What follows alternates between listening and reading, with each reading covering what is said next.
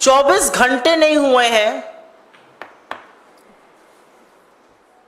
ND गठबंधन की सरकार बने, नरेंद्र मोदी को प्रधानमंत्री पद की शपथ लिए और भारतीय जनता पार्टी के लोगों के काले कारनामों ने एक बार फिर सिर शर्म से झुका दिया है। और ये जो आरोप लग रहे हैं ये हम नहीं लगा रहे हैं, ये बीजेपी के अंदर से, संघ के अंदर से उनके नेता, उनके कार्यकर्ता, उनके समर्थक लगा रहे हैं। अब जो आरोप सामने आया है उसमें बीजेपी के नेता और उनकी आईटी सेल, जिसको मैं फेक न्यूज की फैक्ट्री कहती हूं, उसके सरगना अमित मालवीय पर आरएसएस के एक नेता ने यौन शोषण का गंभीर आरोप लगाया है। संघ परिवार के नेता हैं शांतनु सिन्हा, वो बीजेपी के बंगाल के पदाधिकारी राहुल सिन्हा के भाई हैं, एबीवीपी के सदस्य रह चुके हैं, हिंदू संघ के प्रमुख हैं। उनका कहना है कि बीजेपी आईटी सेल के प्रमुख अमित मालवीय बंगाल में औरतों का यौन शोषण करते हैं और सिर्फ 5 सितारा होटलों में ही नहीं, बीजेपी के दफ्तर तक में यह काली करतूतें चलती हैं। उन्होंने बंगाली में ट्वीट करके, बांग्ला में ट्वीट करके यह भी लिखा है कि बीजेपी नेताओं में होड़ लगी हुई है औरतों की आपूर्ति करने की। उनका कहना है कि ये सब लोग मिलकर, और अमित मालवीय का नाम लेकर उन्होंने कहा है, औरतों का यौन शोषण करते हैं। ये आरोप कांग्रेस पार्टी का नहीं है, ये आरोप संघ के एक व्यक्ति का है जो बीजेपी से जुड़ा हुआ है। मैं जानना चाहती हूं, बीजेपी की आईटी सेल है या दरिंदों का जमावड़ा है? आपको याद होगा उत्तर प्रदेश के आईआईटी बीएचयू का वो गैंग रेप कांड, जिसमें सक्षम पटेल, कुणाल पांडे, आनंद चौहान जैसे लोगों का नाम आया था। ये सब शीर्ष नेतृत्व ही नहीं, प्रधानमंत्री मोदी के बड़े करीबी लोग, लेकिन ये बीजेपी की आईटी सेल के संयोजक, सह संयोजक और उसके सदस्य थे। तो दरिंदों का जमावड़ा है क्या बीजेपी की आईटी सेल? आज सवाल इस बात का है, आज सवाल इस बात का है कि बीजेपी की आईटी सेल में कैसे लोग हैं भाई?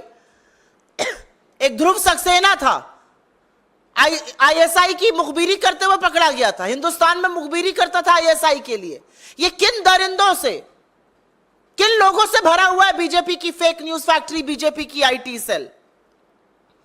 और बीजेपी में कितने महिला विरोधी लोग हैं भाई?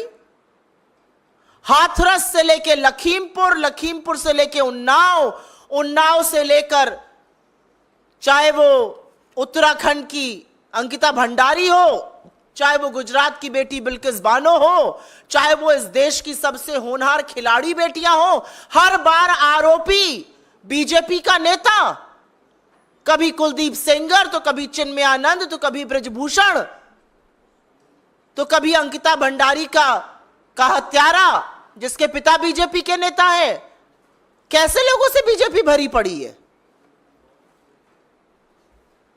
और सवाल इस बात का है कि इतने गंभीर आरोप आपके बड़े पदाधिकारी के खिलाफ लगे, लेकिन एक शब्द नहीं बीजेपी की ओर से, कोई प्रतिक्रिया नहीं, कोई उस पर एक्शन लेने की बात नहीं। तो आज सवाल इस बात का है कि सुई टपक सन्नाटे का सच क्या है? किसको बचाया जा रहा है? क्यों बचाया जा रहा है? किसके कहने पर बचाया जा रहा है? अगर इतना बड़ा आरोप किसी बीजेपी के बड़े पदाधिकारी पर लगा है तो बीजेपी का नेतृत्व क्या कर रहा है? नरेंद्र मोदी किस मुंह से महिलाओं की संरक्षण की बात करते हैं जब वो संरक्षण हर बार आरोपी को देते हैं? और ये महज संयोग नहीं है, महज संयोग नहीं है कि फिर से यौन शोषण का आरोप एक ऐसे व्यक्ति पर लगा जो सत्तारूढ़ दल में एक बड़े पद पर बैठा है, जो प्रचार प्रसार का एक तरह से प्रमुख है, जो नैरेटिव बनाता है, इस व्यक्ति ने अपना इतिहास इनका खखोल लीजिएगा, इतने ऐसे व्यक्ति को ऐसे पद पर बिठाना यह बीजेपी का नैतिक दिवालियापन दिखाता है। यह वो व्यक्ति है जिसने खुलेआम पोर्नोग्राफी की बात करी है।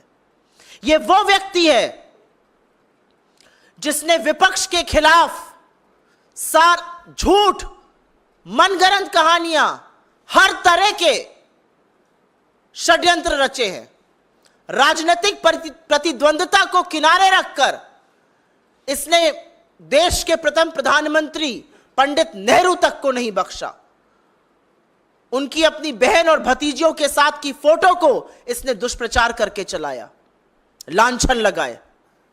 इस आदमी ने राहुल गांधी के बयानों को काट छाट कर उनकी छवि धूमिल करने का कुत्सित प्रयास किया। इस व्यक्ति ने तमाम मर्यादाओं को लांघते हुए सोनिया जी के खिलाफ, विपक्ष के तमाम नेताओं के खिलाफ दुष्प्रचार किया। कोई राजनीतिक मर्यादा, कोई राजनीतिक शुचिता इस आदमी ने नहीं रखी और एक ऐसी फेक न्यूज फैक्ट्री बना दी बीजेपी की, जो सिर्फ झूठ, सिर्फ मनगढ़ंत कहानियां, मनोहर कहानियां रचती है, आधा सच और पूरा झूठ फैलाती है।